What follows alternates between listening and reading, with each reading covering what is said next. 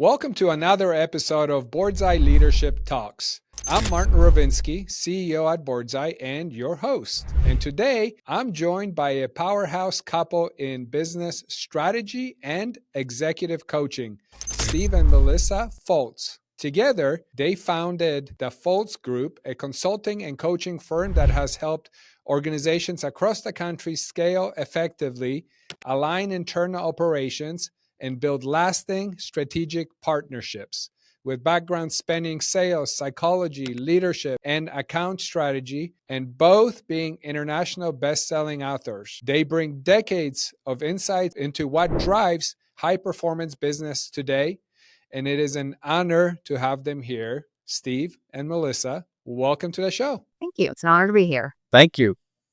Got some questions for you guys. And when it comes to leadership and strategy, vision, you both worked with leaders across different industries. What recurring blind spots do you see when it comes to strategic growth or organizational alignment? Wow, that's a question. I think it depends on the company and the size of the company. We do find that regardless, though, I think it's because we've always done it that way. It's the foundational.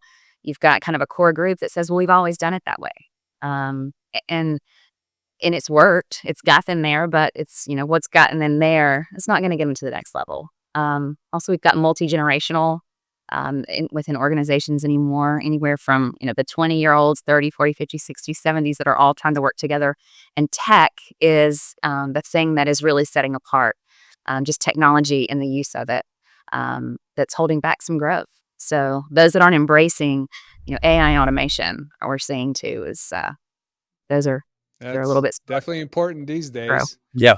And just curious, since this is a joint effort, how has your joint perspective, Steve, in leadership psychology and Melissa in enterprise sales, shaped your client work at the Fultz Group? Yeah, I think it's a really good compliment, and we've used the tagline where Wall Street meets Main Street. Yeah. She's had 20 plus years in corporate America, and I've always said I'm unemployable. I don't know that I could put up with that. You're an entrepreneur. Yeah, and I served on church staffs for 25 years. So I had a perspective of I left a large organization. It was you can call it was a church, but it was a big business. And I left that position where I was overseeing different pastors, that kind of thing. And then coming into my family business, it was completely different. My dad started with nothing and grew that into it. The time that we're dating, and I'm watching what all she's doing, with her goal of alignment internally and also with customers, with vendors, we have been able to blend that. Again, her a lot more of from the technical and strategy side, me more of from numbers and the business. With family business, we have 3 different ones, and we've been able to work together in our own businesses. 2 are repair businesses that are employee heavy. 1 is a sales business that's not as employee heavy, but bringing her in has really helped all of our organizations look at data differently. She's helped ask questions. So long answer, we're using our own companies as a laboratory to try out the stuff in our book and, with our toolkit. This works really well. This was confusing. How can we, make this more clear? That kind of thing. So it's been about a 1.5 year process, and I would say we're still learning. Mm-hmm. Yeah. We're trying, but we're still working through some of those, just 2 totally different perspectives, that I was focused this way, she was focused that way. Now we're trying to broaden each of our perspectives, and I think that's helping us help other people a little more effectively. That's awesome. And Melissa, this next one's for you. When it comes to executive branding and influence, your work on account management and strategic partnerships has generated over 1.5 billion in revenue. What role does executive influence play in lending and growing those partnerships? Um, I think I think there's two parts to that. I think my philosophy has always been, and this is what's worked for me, how well we can work together internally inside our organization and partner with the executives in all their business units. If we're partnering together well internally, then we can partner together well externally. I know that our screen has frozen for a minute. Sorry. We've got rain today, so Yeah, I don't know if it's the weather. Yeah, there we go. yeah.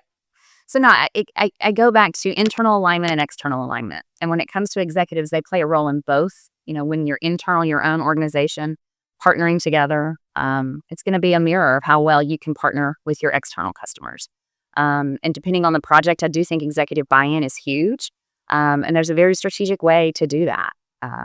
That leads to, I think, customer success and growth and long-term development. Got it.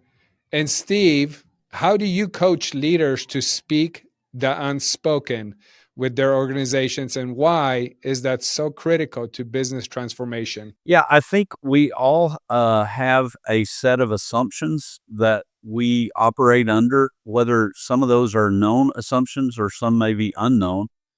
And the Speak the Unspoken is really helping to clarify assumptions, expectations, as the leader, the owner, as the general manager, depending on what the organization looks like. But I do think it's really important to spell out and call. I think there's so many things we do, especially in family businesses, because you wear so many hats. We do a lot of things and we assume that everybody thinks like we do. And we quickly learn nobody thinks like we do. And so that's, speaking the unspoken and clarifying is almost we're almost given a narrative to what's going on, and that it feels literal in some ways, but it takes being that concrete and specific to get what's up here out, so that's the Speak the Unspoken. We do a lot of exercises that they seem redundant or this is unnecessary, but then people are like, oh my goodness, I've been operating with this kind of mindset and I didn't even realize it until we start documenting and really writing down what's behind that. What is the philosophy behind it, the thought process behind it? And then when that person clarifies at that point, that's where I mean by speaking the unspoken. They really need that outside perspective. Yeah. Yeah, it Yeah. it really is for outside and the internal, because we have two of our businesses. Well, one of them is over 60 years old. I'm 58. Dad started before I was born. Another couple of businesses were 40 years old and one's 32 years old. So you get a lot of like she was saying a minute ago, we've always done it that way. People sometimes the longer you're in business, the more we're training our people not to think, because they're probably been trained somebody before them and they don't ask a lot of these questions. That's why we're loving in our book, that Family Business Facelift, we're loving the whole conversation where we are trying to automate things and we're using technology to do some of this clarifying assumptions. And it's pretty cool to see the people in the aha moments. It's like, that's why, the conflict, or that's why, when they realize where different people are coming from. So as you can probably imagine, since at Board's Eye, we're all about, helping executives with education and branding, and then eventually taking their journey and finding them at board seats. So naturally, many of our listeners are on a journey to board service. Yep. From your perspective, what makes an executive board ready beyond the resume? Yeah, good question. Wow. I have to think of that one. Do you have any? Yeah, I will let her. She has had some other board experience. My experience primarily was in the church world, and I did some things, I would call them boards, but it was not necessarily boards, but we would participate in some of those. And I think One of the best pieces of advice I could give is an open mind and an understanding that there's a lot of different ways to get from A to B than what we've been led to believe. I use analogy a lot of our interstate systems. Depending on where someone is or our client or our customers are, I will pull up and say, you're trying to get from your location to a major city nearby. Yeah. And I always talk about there's probably 15 ways we can get there. Now, some maybe not as efficient as the other, but I think it's important for that person coming in objectively to try to open up and see there's other ways. And some of this is coming from our own board. We've had some people that had some blinders, and over time they've seen there are some different ways that we could approach getting to the same conclusion, if that makes sense. Yeah, no, it does. Yeah. I think the chemistry of a board is really important. I think the right people Yeah. at the right table at the right time.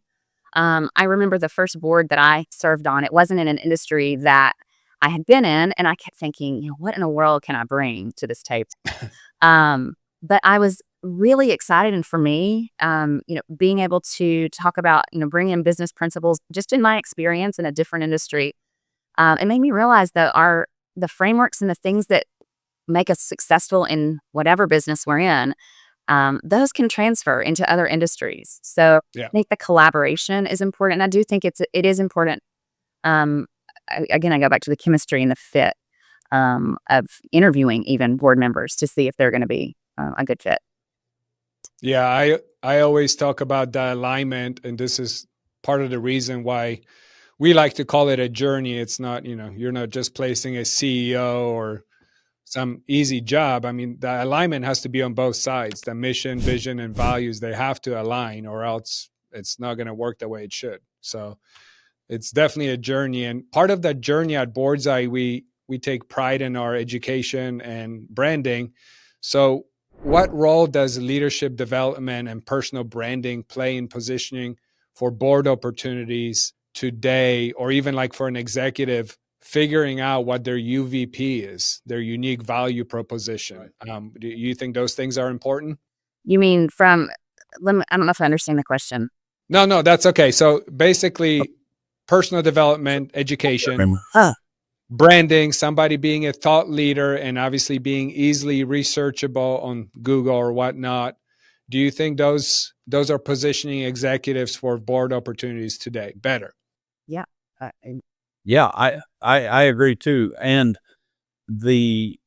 in our situation, and when I'm talking about our board, we have a holding company with 2 service businesses, and that has been new. We incorporated that about 4 years ago, and it was very important to us picking the right people, Yeah. to be on the board. But then we had to do some homework too of what are we looking for? And what we did is tried to complement some growth areas. If we knew that we were lacking in a certain discipline, and I don't know the specifics, but if I knew we had room to improve in this more strategic, let's say financing, to do some stuff, we were building buildings, et cetera.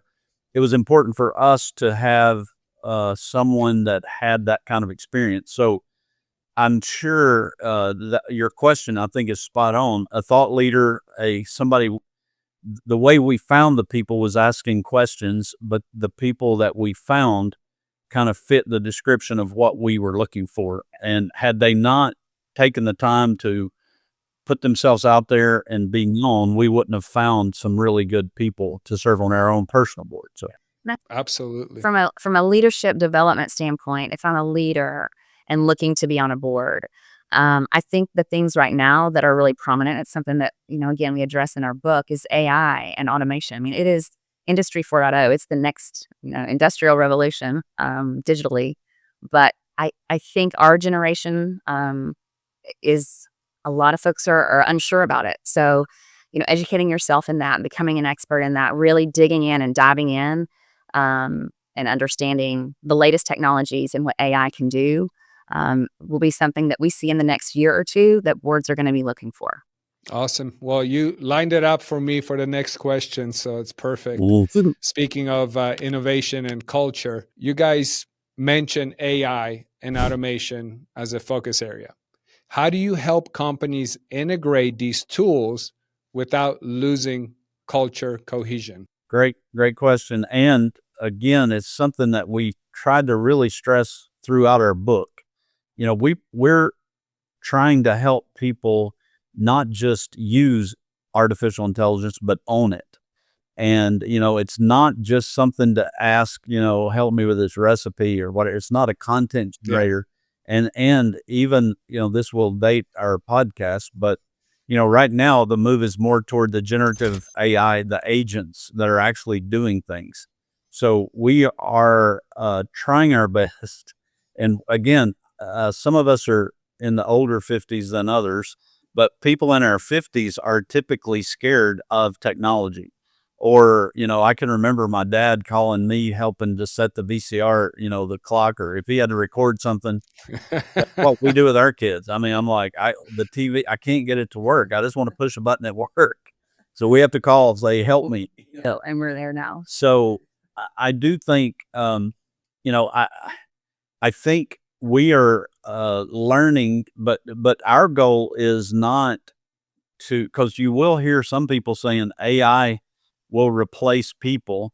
And I'm sure there are some positions and stuff, but we're trying to say in family businesses, we want automation through AI and other tech tools to help free up the people from the mundane tasks that take the time from focusing on the customer experience and for, focusing on sales and stuff. So we're trying to see it as teaching our employees how to manage AI.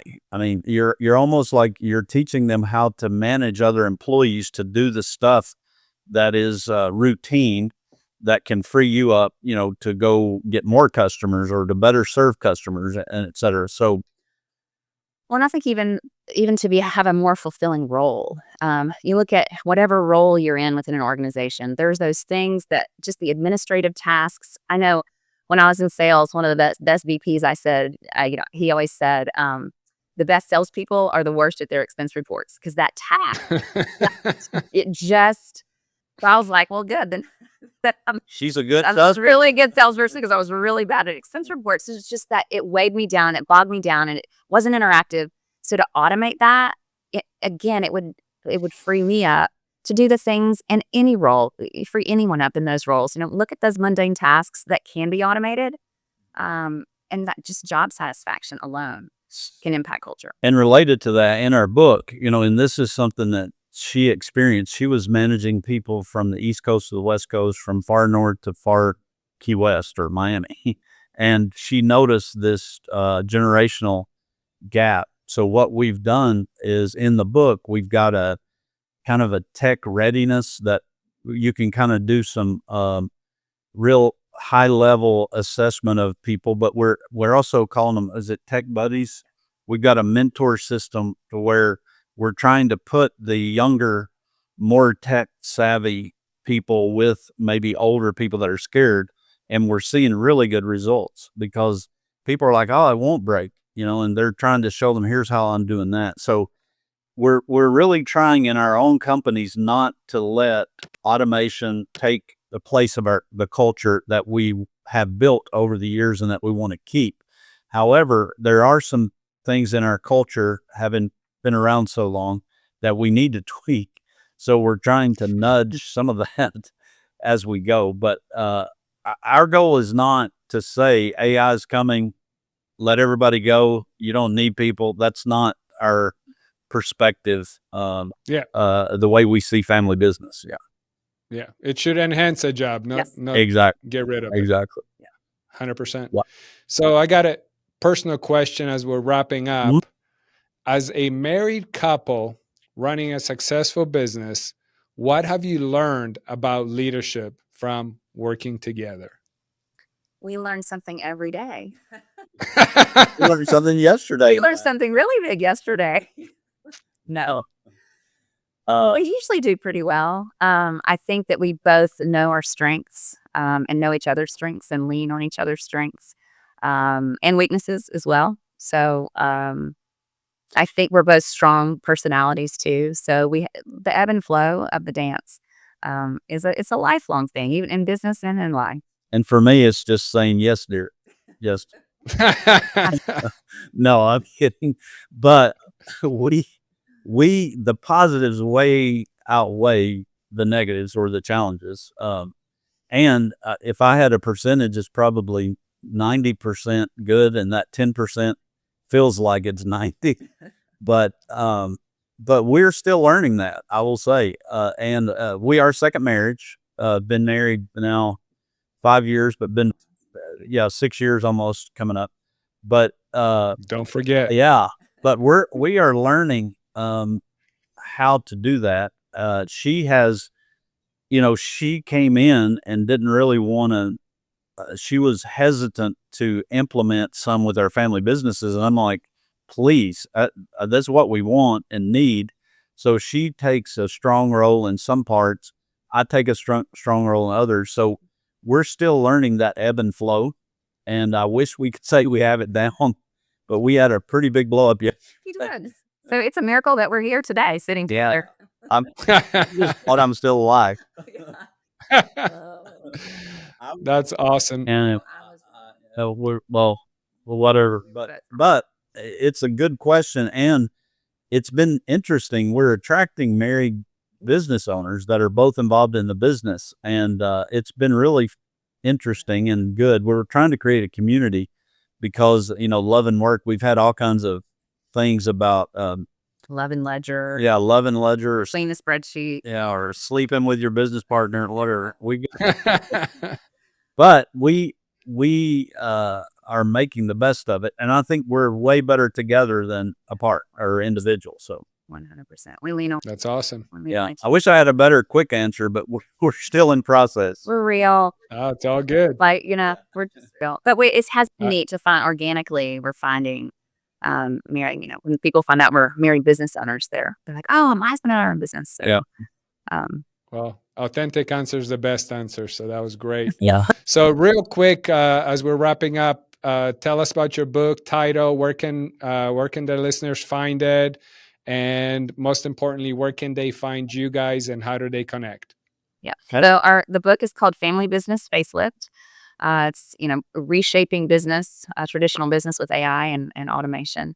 You can get it on Amazon Kindle. It's just an ebook right now. Another week or two. We just launched in the past month. So it's an ebook right now for 99 cents. So grab it. The hardcover is coming out in another week or so. We also have a companion workbook that should be out this week in e-format as well. And that's kind of a high level when you're ready to dip your toe in. It's a high level about, 40 pages of kind of a self-paced assessing where you're ready and how to begin. So, and that's probably the best way to get us. We're both pretty active on LinkedIn under both our individual profiles, but we have a page called the Fultz Group.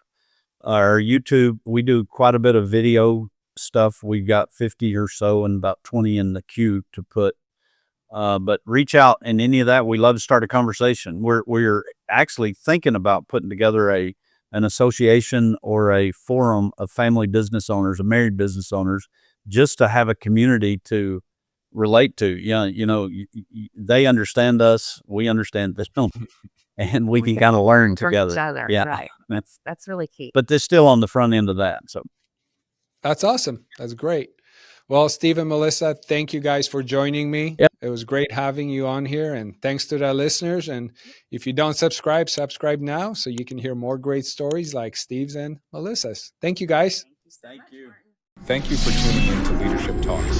Don't forget to subscribe for more insightful conversations with industry leaders. Your support means a lot to us.